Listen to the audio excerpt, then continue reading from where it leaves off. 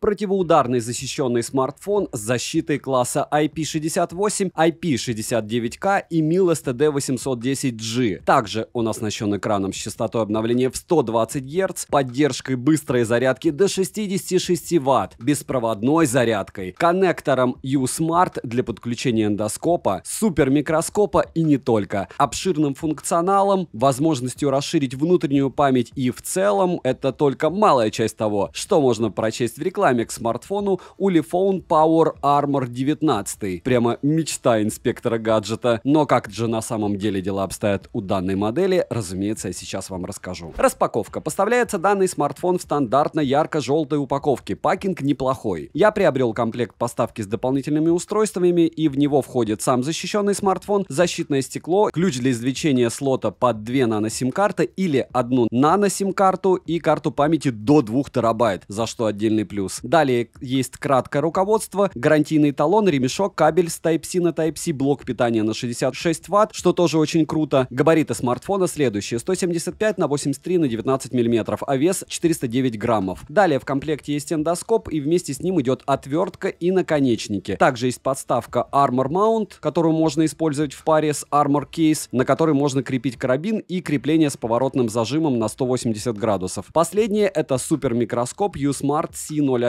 Обо всем этом я расскажу вам, разумеется, далее в ролике. Розыгрыши море, читаем описание, какие сейчас актуальны. Постоянно это 5 Mi Band в 7 серии, скоро будет 8. Разыгрывается за лайк, подписку и комментарий к любому видео ежемесячно. Не забудьте подписаться на телеграм-канал скидок, там много всего полезного. Недавно был Realme 10 Pro Plus за 17,5, да и в целом смартфонов хватает. Допустим, OnePlus 10T в глобалке за 31. Мне кажется, хорошее предложение. Мой личный телеграм-канал, там мы общаемся постоянно, и телеграм-канал взаимопомощи. По техзаданию описываете, что вам нужно от устройства, и пользователи вам уже советуют. Полетели. Приобрести данную модель можно только в черной расцветке. Выглядит устройство внушительно, но в то же время практически так же, как и остальные смартфоны такого типа. Только вот шестикратная LED-вспышка, фонарик на тыльной части смартфона выглядит необычно. Большая часть смартфона выполнена из прорезиненного материала, рамки металлические. В руке смартфон лежит довольно удобно. Сборка отличная, как и материалы. Все разъемы находятся под надежными прорезиненными заглушками, кроме металлического и прорезиненного слота. На корпусе расположили кнопку питания со встроенным сканером отпечатков пальцев, качели регулировки громкости, стандартно программируемую клавишу, на которую можно повесить любое действие из предоставленных в настройках, разъем U-Smart для подключения различных устройств, к примеру, эндоскоп, 2 разных моделей, и супермикроскоп. Для меня данное устройство по большому счету бесполезны, но если данный телефон поддерживает подключение подобных устройств, почему бы не протестировать? Но эндоскоп, как по мне, еще полезная вещь. Но супермикроскоп просто для развлечения, во всяком случае в моих сценариях использования. Ну или использовать смартфон как видоискатель для работы с мелкими деталями. Что странно, так то, что в самом смартфоне и так есть супермакро. В конце ролика вы увидите примеры фото с этого режима. Настроек для эндоскопа, супермикроскопа достаточно. К слову, оба устройства имеют подсветку, которую можно регулировать. Далее смартфон имеет разъем для зарядки USB Type-C версии 2.0, микрофоны, мини-джек на 3,5 мм, один основной динамик и один разговорный. Звук моно, динамик основной, качество звука не худшее, что я встречал, но моно есть моно. Предустановок на борту нет, как и кастомного эквалайзера. Вибромоторчик мощный, но топорный и не настраиваемый. С фронтальной части рядом с разговорным динамиком находится индикатор уведомлений, а с тыльной части из интересного это датчик температуры. Термометр предназначен для измерения температуры окружающей среды, тела человека и не только. В целом показал термометр себя отлично. Летим дальше. Смартфон оснащен IPS-дисплеем на 6,58 дюйма с разрешением 2408 на 1080 пикселей Full HD+. Экран покрыт стеклом Corning Gorilla Glass 5 версии, что неплохо. Рамки, как и подбородок, громадные. Соотношение сторон 20 к 9, а плотность пикселей радует 401 ppi. При прямом попадании света на экран яркости не хватает. Пользоваться смартфоном в солнечный день довольно затруднительно, но можно. Автояркость работает корректно. Частота обновления экрана 120 Гц на выбор, также есть еще 60 и 90, и авторежим. Вы ощущаете, уже в защищенных смартфонах везде 120 Гц пихают. Угол обзора для IPS-матрицы хороший. Мультитач на борту, и экран спокойно откликается на 10 касаний одновременно. Даже на удивление очень быстро. Режим работы в перчатках также имеется. Далее, разблокировать экран можно при помощи сканера отпечатков пальцев, распознавания лиц и стандартными способами. Сканер отпечатков пальцев работает хорошо, но не быстро. Распознавание лица срабатывает даже под небольшим углом. Завести отпечаток одного и того же пальца нельзя, только 5 разных, а биометрические данные данные можно завести до одного лица. Экран для защищенного смартфона очень даже отличный. Яркости только мало, хотя и не видел больше. Процессор MediaTek Helio G99 с техпроцессом 6 нанометров и 8 ядрами, максимальная частота которого 2,2 ГГц, графический процессор ARM Mali G57MC2, интерфейс Android 12, русский язык на борту. Система работает довольно быстро, подвисания были, но очень редко. Оперативная память на 12 ГБ, виртуальное расширение ОЗУ, как всегда, тоже есть, но, напоминаю, оно бесполезно. Внутренняя память на 256 ГБ, точно не eMMC, а скорее всего UFS 2.2. Имеется поддержка Wi-Fi 5 серии, поддержка 5G сетей отсутствует, а для 4G есть 7 и 20 бенд. Связь смартфон ловит отлично, проблем с датчиком приближения не было, как и с микрофоном. Для звонков есть функция VoLTE HD, Bluetooth версии 5.2, NFC модуль в наличии. Можно установить MirPay и оплачивать покупки NFC модулем. По датчикам, кроме уже перечисленных выше, есть акселерометр, геомагнитный датчик, гироскоп, шагомер и датчик давления воздуха. Из навигации на борту GPS GLONASS, Beidou и Galileo. GPS точность достигает 1-2 метров. В меню также есть приложение и инструменты, а в настройках имеется большое количество различных функций для комфортного использования смартфона. FM-радио можно использовать без наушников, что удобно. Далее емкость аккумулятора 9600 мАч. В PC-марке устройство выдало космические 14 часов 9 минут. Тест я проводил на 100% яркости на 60 Гц.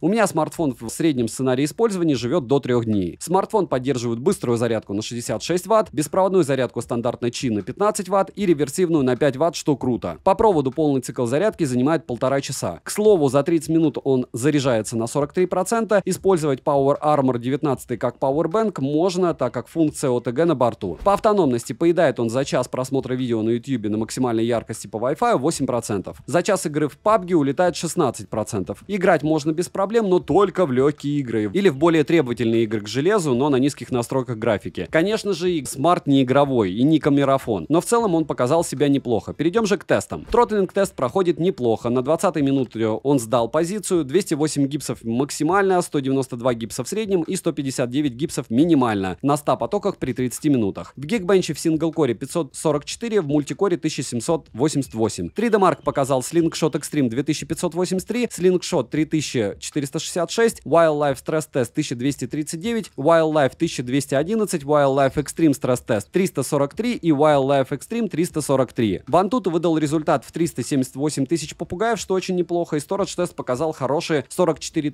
692 балла. 45-минутный стресс-тест прошел неплохо, но не скажу, что идеально. Летим дальше. Ulefone Power Armor 19 имеет степень защиты IP68 и IP69K по классификации IES 60529, MIL STD 810H. Разумеется, я решил протестировать данную модель на прочность и водонепроницаемость. Изначально я его потопил в воде, но с ним ничего не произошло, что и стоило ожидать. К слову, на борту есть режим подводной съемки. Также я 2 раза имитировал его падение из кармана джинса. В итоге на нем появились лишь мелкие царапины, и все. Благодаря прорезиненному корпусу он хорошо минимализирует повреждения после падения, да и экран слегка утоплен, имеет бортики. Летим дальше. Основной блок камер с тыльной части состоит из 3 модулей. 6-кратной LED-вспышкой, основной сенсор на 108 мегапикселей Samsung HM2 с углом обзора 82,3 градуса, макросенсор Samsung S5K5E9 на 5 мегапикселей с 60-кратным увеличением с углом обзора в 77 градусов и сверхширокоугольный сенсор Samsung S5K4H7 на 8 мегапикселей с углом обзора 118,8 градуса. Сенсора ночного видения не завезли, запись видео доступна в максимальном разрешении с основного модуля 2К 30 FPS. Максимальное разрешение для фото 9000 на 12000 пикселей. Фронтальный сенсор Sony IMX481 на 16 мегапикселей находится в верхней части экрана. Максимальное разрешение для съемки видео 1080p 30 FPS. В стоке есть различные вспомогательные функции, режимы, фильтры, к примеру, режим красоты, режим высокого разрешения, Pro режим, портрет, сетка, микрофон, ZSD, бьюти режим, зеркало, защита от мерцания и подобное. Если говорить в целом, то фронталка качеством не блещет, а вот основной сенсор показал себя неплохо. Конечно, только в локациях с достаточным освещением. Минусы в том, что картинка не стабилизирована. Что касается фото, то они получаются потребными. Мне лично понравились фотографии, если сравнивать их с фото, сделанными на прошлые модели от того же производителя, которые были у меня на руках. Минусы: экрану не хватает яркости, интерфейс не виснет, но включение смартфона происходит очень долго. Также отмечу, что не совсем удобные коннекторы U-Smart, так как приходится постоянно откручивать винт, и нет стереозвука. Цену можете посмотреть по ссылке в описании к видео, ждем распродаж, и тогда она будет интересной. Не забудьте подписаться на телеграм-канал скидок, взаимопомощи. Всем, кто оставит любой комментарий больше 5 слов, огромное спасибо, знаете, вы помогаете проекту. За просмотр просмотр тоже. Резюмирую, Ulefone Power Armor 19 хороший вариант для защищенного смартфона, так как он имеет неплохую производительность, качественные ударостойкие материалы, неплохие фотовозможности и видео, приятный в использовании IPS-экран и не только. Еще раз огромное спасибо за просмотр. От меня Девайс Суда. Добра и удачи вам, дорогие друзья.